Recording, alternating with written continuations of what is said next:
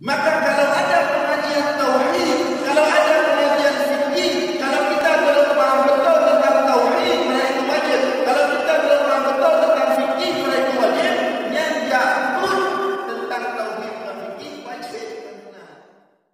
Assalamualaikum warahmatullahi wabarakatuh. Alhamdulillahilladzi bi ni'matihi tatimmu shalihat wa bi fadlihi tatanazzalu khairat wal barakat wa bi tawfiqihi tatahaqqaqu maqasidul hayat. Allahumma shalli wa sallim wa barik ala sayyidina wa maulana Muhammad وعلى آله وصحبه أجمعين. Yang saya hormati dan saya muliakan guru-guru saya, kita semua yang ada di sini, para ulama, guru, para asatidzah, juga orang-orang kami beserta seluruh Bapak Ibu hadirin hadirat sekalian yang dimuliakan Imam Al-Baihaqi dalam kitab Syu'arul Iman dan Imam At-Tabarani dalam kitab Al-Mu'jam dan Al-Awsat meriwayatkan sebuah kisah yang cukup populer di kalangan para sahabat daripada Allah bin Mas'ud dan radhiyallahu anhu ajma'in.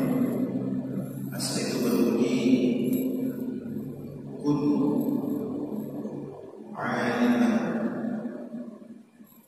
aw muta'alliman aw mustami'an aw muhibban wala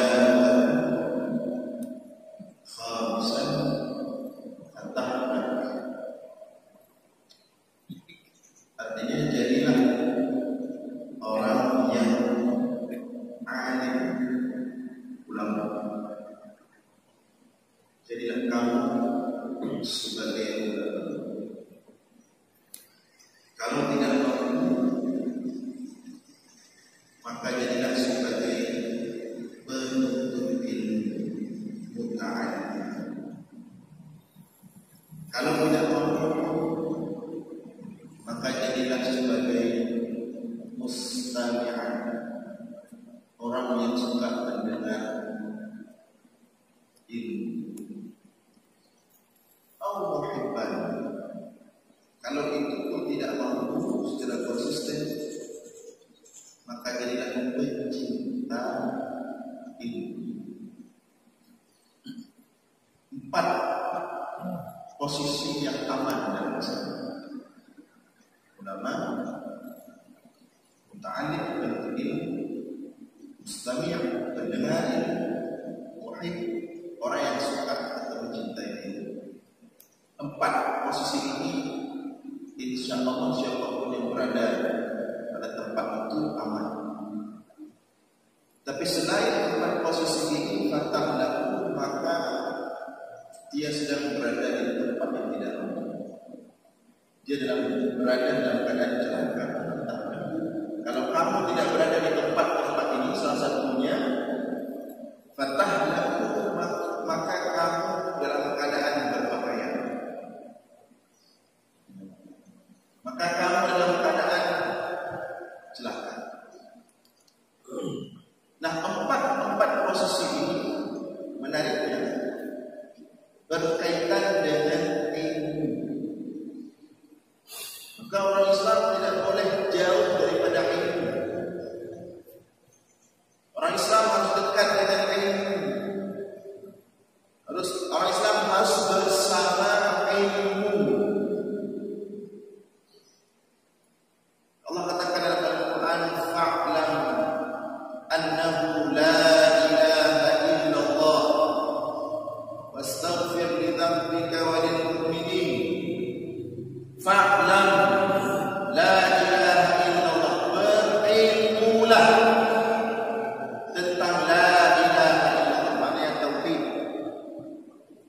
dengan ilmu. Tauhid aja taklid dalam tauhid. Dia fikir budaya orang Bom wajib taklid tauhid dan taklid. Kitab yang paling mendasar tentang tauhid di Aceh Faidul Awam yang saya baca itu jelas disebutkan oleh Imam As-Sanusi, Imam beliau yang paling tegas. Imannya orang yang taklid itu diragukan. Imannya orang taklid itu diragukan. Sampai beliau mengatakan orang-orang yang taklid dalam bidang tauhid itu dikhawatirkan akan kekafiran. Ini dalam kitab Ibnu Barahim tegas. Tapi para ulama yang lain memberikan sedikit peluangan. Beda-beda mungkin dibuka hal anak mungkin menawar setidaknya kain pun sifat 20 saja ada lengkap dengan dalil baik ijmali maupun tafsiri saja, tapi tetap berdosa menyuhanai menodai Allah punya sifat wujud. Apa dalil wujud? Wajib baik dalil ijmali maupun dalil tafsir, baik dalil secara umum maupun dalil secara detail. Ini hal itu beliau aja dengan itu 20 kayak apa yang mana berapa dalil tetapi menyuhana yang belajar dalil dan jina wadah bahwa asim, maka orang tersebut dalam keadaan berdosa.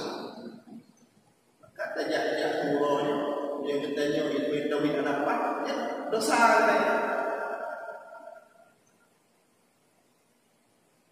Maka saya heran dengan orang-orang ketika pak masjid, ketika pak kafah dan pengajian tauhid dan pengajian fikih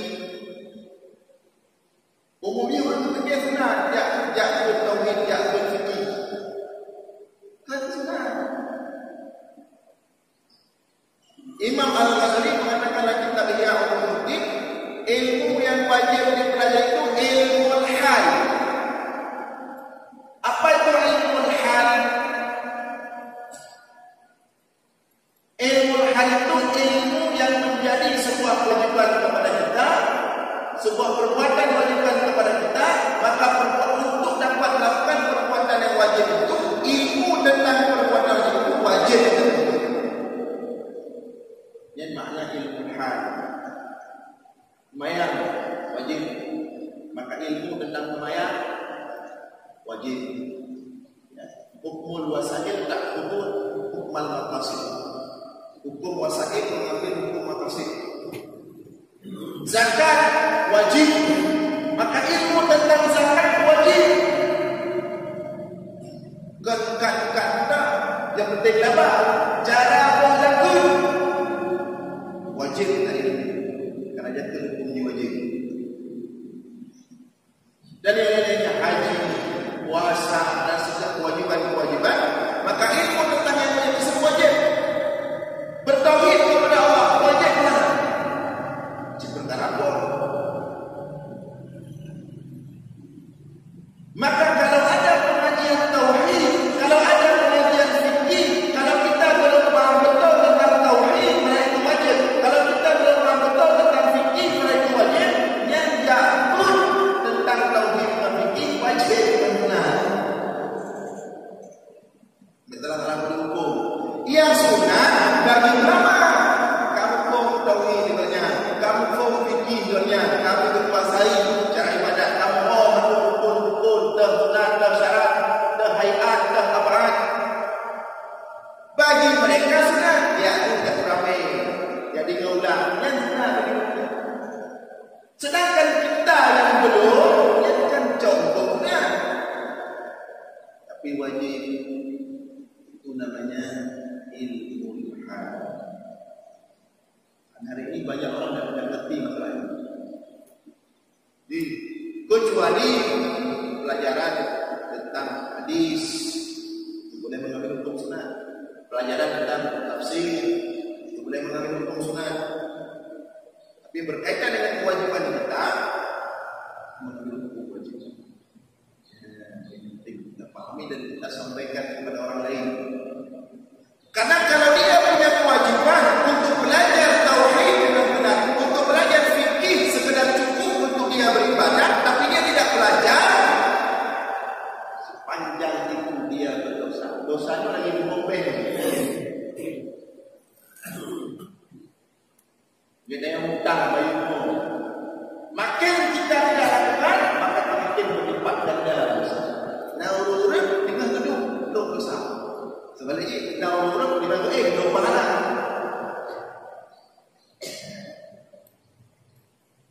Maka kita lihat di sini betapa Islam itu meletakkan ilmu pada posisi pertama, paling utama. Umat Islam itu harus umat berilmu, tidak boleh lepas daripada ilmu. Kalau dia lepas daripada ilmu, celaka dia, patahlah celaka dia. Umat Islam umat yang berilmu. Umat Islam umat yang melakukan segala sesuatu berlandaskan ilmu. Menyuhayat kubur, kubur yang tak kubur mesti ada kubur ya. Hukum, bahkan benar. Maka Nabi Islam tegas, wala taqfu ma laysa laka bihi ilmun inna as-sam'a wal basara wal fu'ada kullu ulaika kana 'anhu mas'ula. Jangan kamu lakukan. Wala taqfu ma laysa laka bihi ilmun. Jangan kamu lakukan apapun, jangan kamu katakan apapun, jangan kamu berpersepsi ma laysa laka bihi ilmun kalau kamu tidak punya ilmu. Karena rusak seseorang, rusak satu negara, rusak satu kampung, rusak agama ini karena orang-orang tidak berilmu ngomong. Wala taqfu ma laysa laka bihi ilmun. Ini ada ilmu ilmu. Ini ada ilmu. Maka Imam Syafi'i mengatakan, wallahi wada'un fada bil ilmi wat tuqa. Demi Allah, nilai seseorang itu dengan ilmu dan takwa. Takwa adalah ilmu juga asal. Dengan ilmu kita dapat takwa. Laula huma, seandainya tidak ada ilmu dan tidak ada takwa, tidak ada makna bagi kehidupan seseorang muslim. Maka kata Imam Syafi'i, fakabbir lahu arba'an. Beliau berupa urut ilmu dan takwatan yang berupa takbir betul. Apa makna takbir betul? Berarti urutnya dianggap dengan jenazah. Main jenazah mati kamu mati. Begitu ketat, begitu serius Islam memposisikan ini, menyuruh mereka hijrah itu terkunci apa itu? Itu lelah. Maka seharusnya kalau kita lihat berdasarkan ayat dan asal yang kita bacakan tadi, Islam ini agama yang paling anti hoax. Islam ini agama yang paling jelas, segala sesuatu tidak salah-salah. Bukan agama qila wa qal, bukan agama dengan benar. Islam ini agama yang cukup jelas, agama yang pasti, agama orang cerdas, agama orang hebat. Nyeduk lidah cek, nyosome lidah.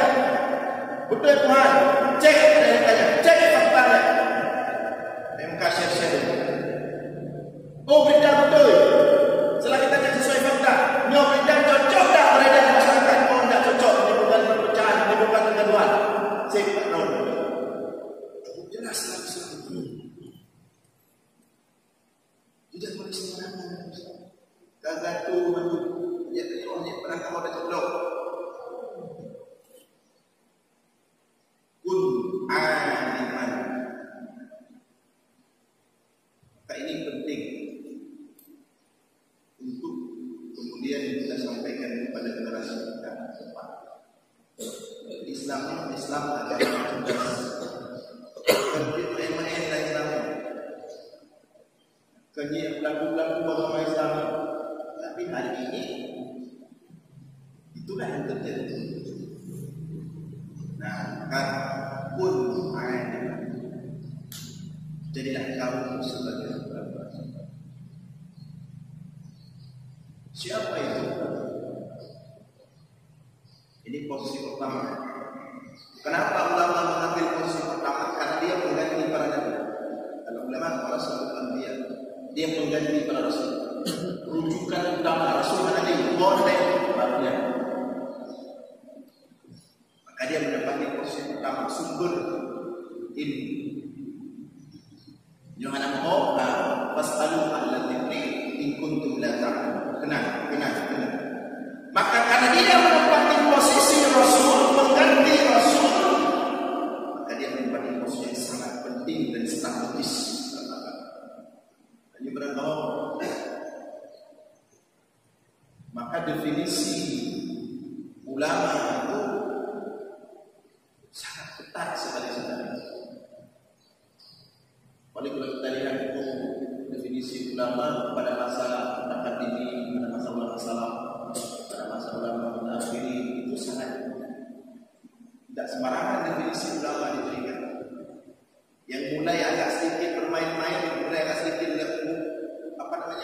mulai agak sedikit sembarangan memberikan label ulama itu hari ini. Setelah mutakhiri, mudah menyematkan seorang jadi ulama. Mudah. Jadi mudah. Pokoknya dia kayak rata-rata ulama. Kalau beda rata-rata yang kan. Nah, dia ulama itu ketat.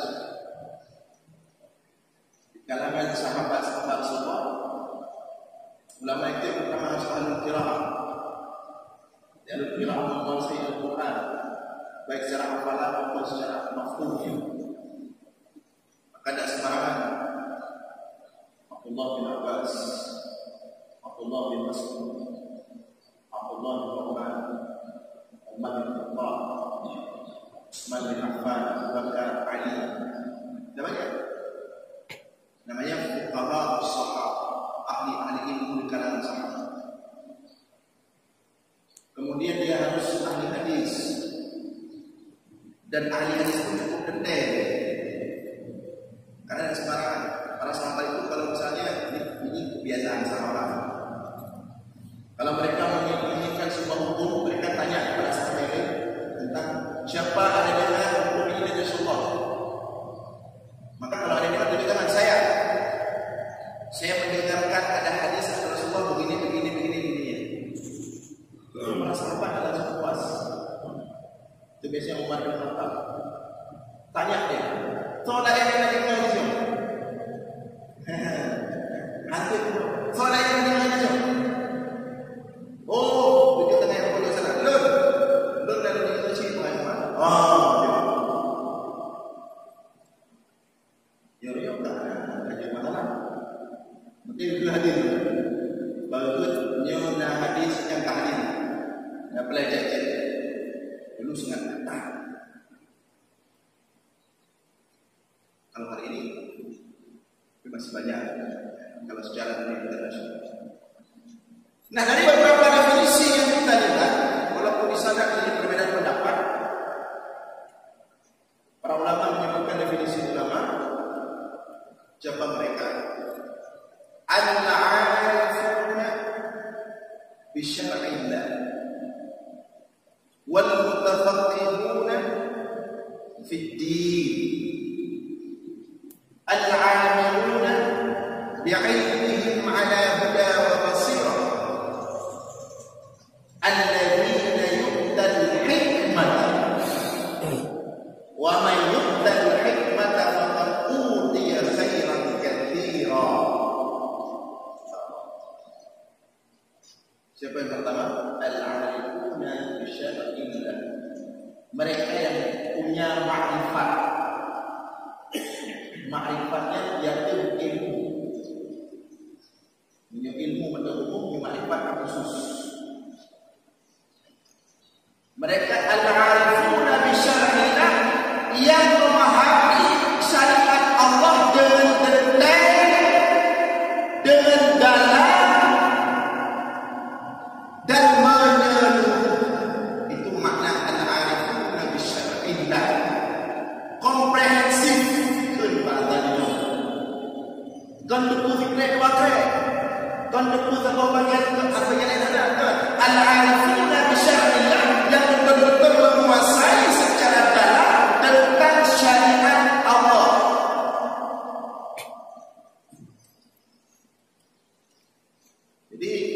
ulama itu yang memahami syariat itu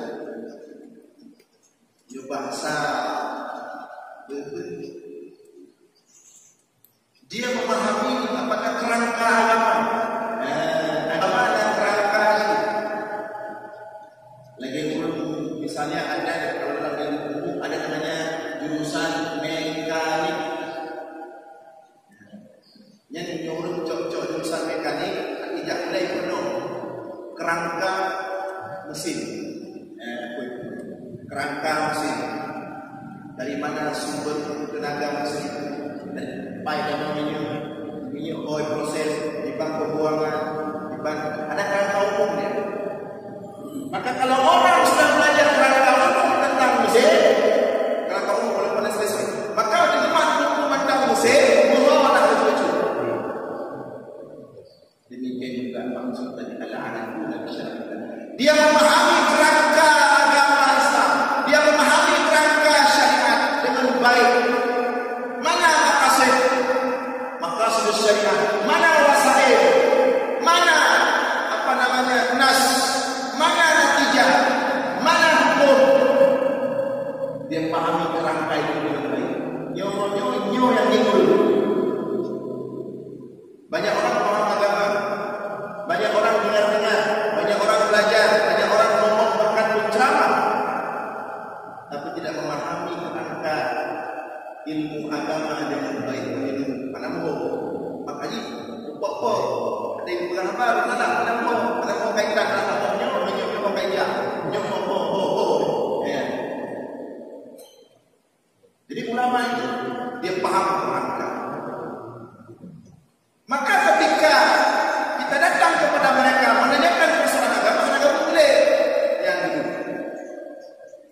Tentunya hukum yang tahu. Walaupun ada jawaban tidak ada dalam nas Al-Quran dalam sabda hadis, dia menerima. Hukumnya aku bakal kasih. Nyo kaedahnya. Benar hukum itu nanti jadi. Ya. Tapi beliau cuma hafal Quran, cuma hafal hadis, membaca hukum yang ada jelas secara sahih dalam nas Al-Quran dari kami apa? Kibar. Anak ada jauh, kenapa? Anak ada yang kaya